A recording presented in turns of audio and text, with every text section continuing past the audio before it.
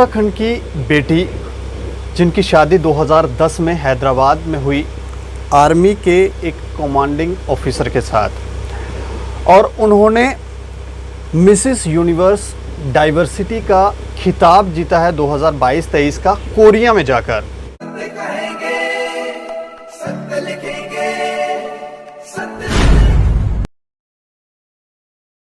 शादी से पहले आप मॉडलिंग किया करते थे कि नहीं, बिल्कुल नहीं। 2004 से मैंने आई स्टार्टेड। तो कुपवाड़ा में मेरे हस्बैंड पोस्टेड थे, वहीं से मेरी जर्नी शुरू हुई। किसी ने कहा कि आप मिसेज इंडिया में पार्ट लीजिए, बट मेरा वेट बहुत ज़्यादा था। मेरा वेट 90 kg था, तो मुझे कोई कॉन्फिडेंस नहीं था कि मैं जा पाऊँगी ऐसे। तो मैंने मिसेज इंडिया तेलंगाना में पार्टिसिपेट किया, फाइनलिस्ट रही मैं अपना। और फिर मुझे ये मॉडलिंग फील्ड अट्रैक्ट करता था।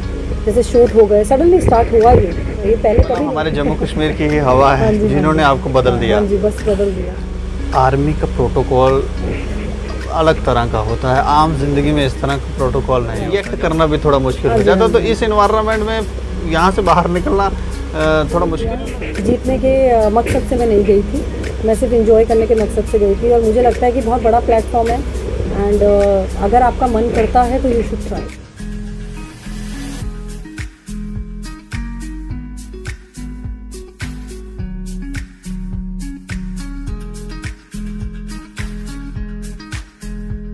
उत्तराखंड की बेटी जिनकी शादी 2010 में हैदराबाद में हुई आर्मी के एक कमांडिंग ऑफिसर के साथ, और उन्होंने मिसेस यूनिवर्स डाइवर्सिटी का खिताब जीता है 2022-23 का कोरिया में जाकर, हमारे भारत का नाम रोशन किया है।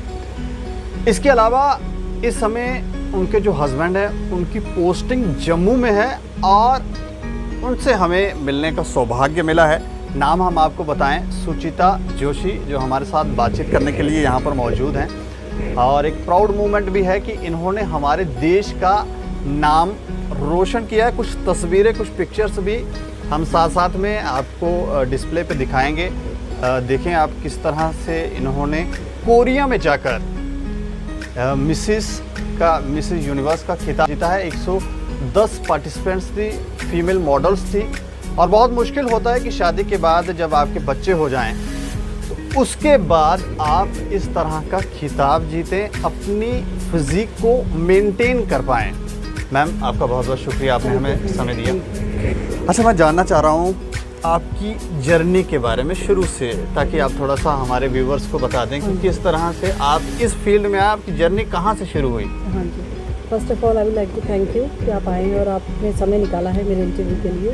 तो मैं बताना चाहती हूँ कि मैं फ्लाइंग क्रू रह चुकी हूँ। मैं कतर एयरवेज में इंटरनेशनल लेवल पे फ्लाई किया है एज कैबिन सर्विसेज डायरेक्टर। 2010 में मेरी शादी हुई। उसके बाद 2016 में मेरी बेटी हुई। मैं इंडिया आ गई थी, और 2016 में मेरी बेटी हुई। शादी 10 में हो चुकी थी, मैं फिर भी फ्लाई कर रही थी।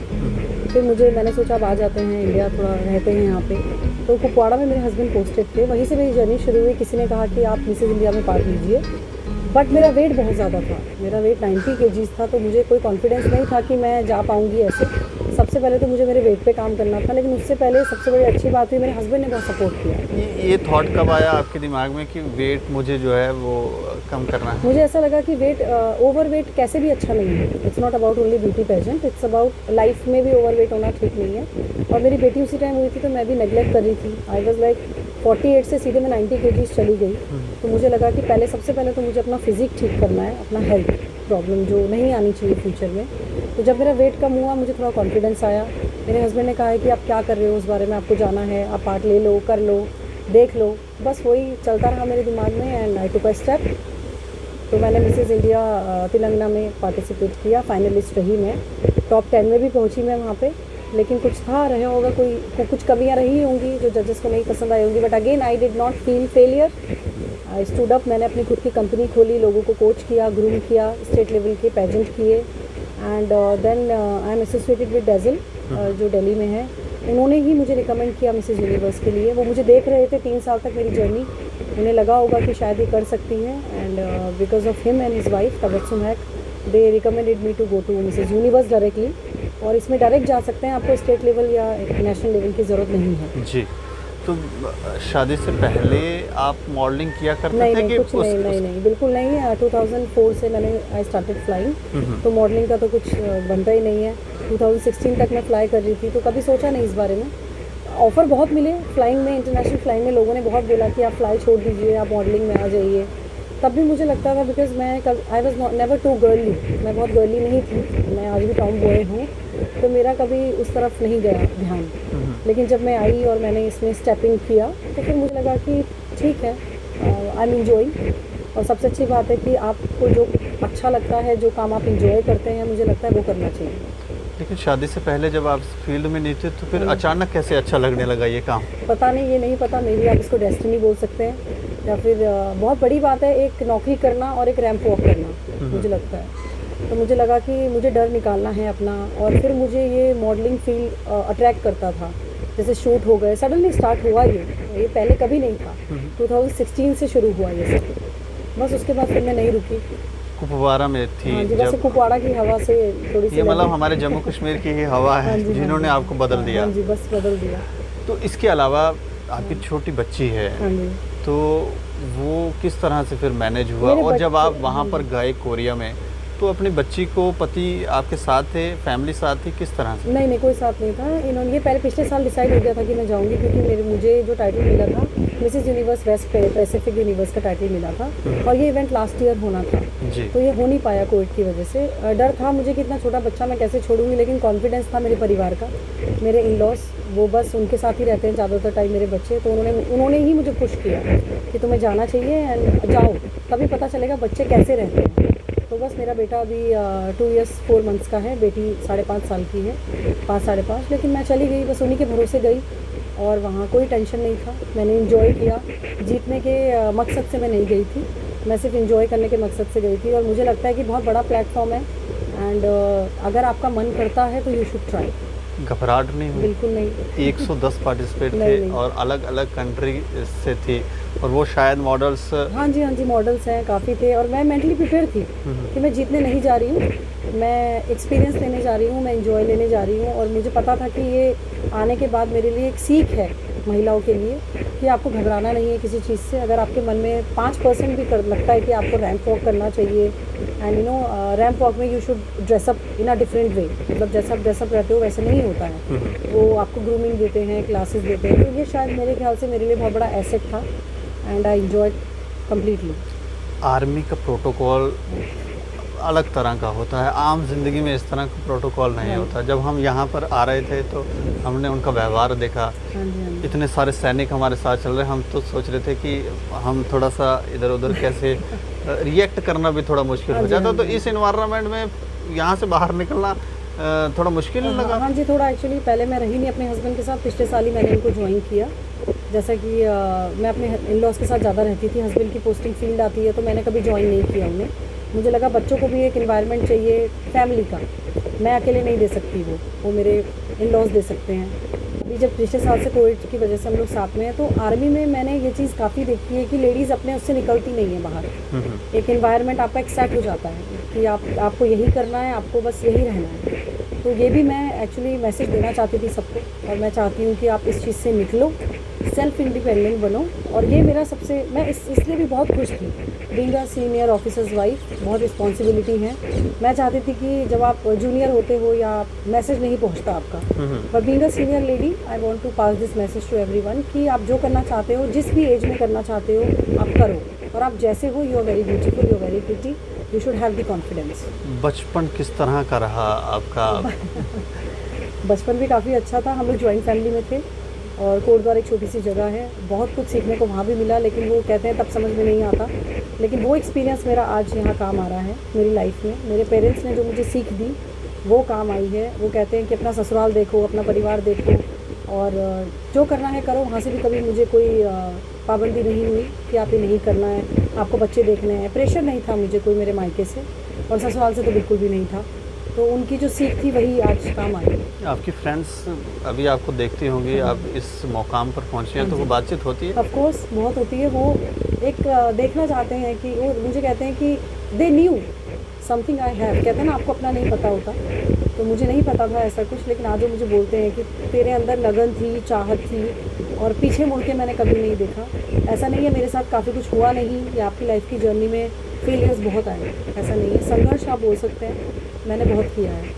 नहीं तो आपके फ्रेंड्स जो हैं वो भी अपनी फिजिक को मेंटेन कर पाते हैं कि नहीं? नहीं, दे आर वेरी गुड, वो भी अपनी फैमिली में काफ़ी अच्छे हैं, बस वो बाहर नहीं जा सकते। उनकी या तो कहते हैं ना एक हिम्मत नहीं होती है, उनका ये आ गया मैं नहीं कर सकती तो मैं नहीं कर सकती। मेरे साथ ऐसा कुछ नहीं है, मुझे जो पसंद आता है मैं वो करती हूँ। एक सीमा रेखा में वो बंद कर रह गए हैं। हाँ जी, वो बंद हो गया, वो नहीं कर सकते। उनको पता है कि मना हो गया तो अब छोड़ दो, ये लाइफ है, इसी को जी लो, उनका ऐसा है। खाना वगैरह बना लेते हैं आप? हाँ जी, ऑफ कोर्स अच्छे से खाना बना लेती हूँ। अच्छा, अपने बच्चों के लिए, पति के लिए? हाँ जी, हाँ जी, खाना बनाना आता है मुझे, मैंने बनाया भी है। अभी तो नहीं बना रही हूँ ऑफ कोर्स, लेकिन हाँ खाना बनाना आता है छोटा, और घर का डस्टिंग से लेके सफाई सब कुछ मुझे आता है। अभी आपके और क्या क्या गोल हैं जिन्हें आप अचीव करना चाहते हैं? मेरा गोल है, मैं बेसिकली जैसे आपने मिसेस लगाया मेरे नाम के आगे, आपने बोला कि ये मिसेस टैग जब आ जाता है, टैग लाइन में हटाना चाहती हूँ, इस बैरियर को तोड़ना चाहती हूँ। जैसे मॉडलिंग का फील्ड कहते हैं कि अच्छा नहीं है, वापस छोटे बच्चे बनना चाह रहे हो? नहीं, मैं जाना चाह रही हूँ वापस। जैसे मॉडलिंग फील्ड है, आप कहते हैं कि मिसेस के लिए नहीं है, सिर्फ मिस के लिए है, तो ऐसा कुछ नहीं है।